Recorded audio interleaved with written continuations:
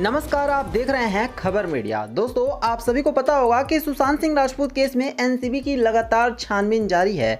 जी हां, आपको बता दें कि एनसीबी दोस्तों लगातार एक के बाद एक सुशांत सिंह राजपूत केस में गिरफ्तारी भी कर रही है। और दोस्तों, आपको जानकर हैरानी होगी कि एनसीबी भी अब पूरी तरह से शॉक्ड हो चुकी है, क्योंकि एनसीबी को भी दोस्तों कुछ ऐसे प्रूफ मिले हैं जिसे देखने के बाद एनसीबी को समझ में नहीं आ रहा है कि लोग ड्रग्स किस किस तरह से खाते और पीते हैं। जी हाँ, आपको बता दें कि अभी हाल ही में एनसीबी ने एक दुकान पर छापा मारा और दोस्तों ये दुकान थी पूरी तरह से केक की। और आपको बता दें कि इस केक की दुकान पर देखने को मिला कि जो केक बिक रहा था उसमें मारिजुआना नाम का एक खास तरह का गांजा उसमें मिक्स किया गया था। और ये देख करके दोस्तों एनसीबी भी पूरी तरह से दंग रह गई। एनसीबी को समझ में आ गया कि ये गांजा किस तरह से उपयोग किया जा रहा है। इसके साथ साथ एनसीबी का ये कहना है कि सुशांत सिंह राजपूत केस के बाद से ही ये सब कुछ देखने को मिल रहा है। और इस तरह का मामला तो खुद एनसीबी ने पहली बार देखा है कि किसी केक में भी गांजा मिलाया गया हो, जिसके बाद एनसीबी ने दुकान वाले को गिरफ्तार किया है। और इसके साथ साथ कई और लोगों के ऊपर छानबीन जारी है जिन्होंने अभी तक इस तरह का केक ऑर्डर किया या फिर इस तरह का केक खरीदा है।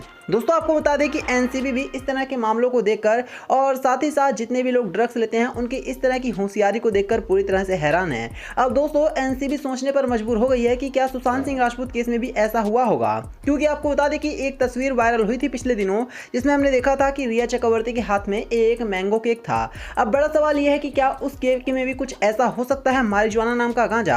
हालांकि ये सब कुछ तो जांच के बाद सामने आएगा, लेकिन दोस्तों जिस तरह से भी एनसीबी को एक के बाद एक बड़े मामले सामने आ रहे हैं वो देख करके एनसीबी भी पूरी तरह से हैरान। आपको बता दें कि पिछले दिनों ये भी देखने को मिला है कि दाऊद इब्राहिम से भी सुशांत सिंह राजपूत केस में कई तरह के ड्रग्स रिलेशन निकले हैं, जिसमें हमने देखा है कि ड्रग्स केस में दाऊद इब्राहिम के कई ऐसे खास व्यक्ति गिरफ्तार हुए हैं जो कि दोस्तों इंडिया में रह करके और दाऊद इब्राहिम की तरफ से कारोबार कर रहे थे और ये लगातार बॉलीवुड में नशे को फैलाने में लगे हुए थे। और आपको बता दें कि एनसीबी ने इन सभी को न सिर्फ गिरफ्तार किया बल्कि हिरासत में भी ले लिया है। और दोस्तों इसके बाद इनसे लगातार पूछताछ जारी है। आपको बता दें कि दाऊद इब्राहिम वही है दोस्तों जो कि अंडरवर्ल्ड डॉन रह चुका है और इसके बाद भी लगातार ये एक से बढ़कर एक इंडिया में खुरापात मचा रहा है। और इसके बाद एनसीबी लगातार इसके तमाम गिरोह के लोगों को गिरफ्तार कर रही है और एनसीबी को लगता है कि सुशांत सिंह राजपूत केस में भी दाऊद इब्राहिम का एक बड़ा हाथ हो सकता है। इस वजह से एनसीबी दाऊद इब्राहिम के जितने भी लोग गिरफ्तार कर रही है उनसे लगातार गहन पूछताछ कर रही है।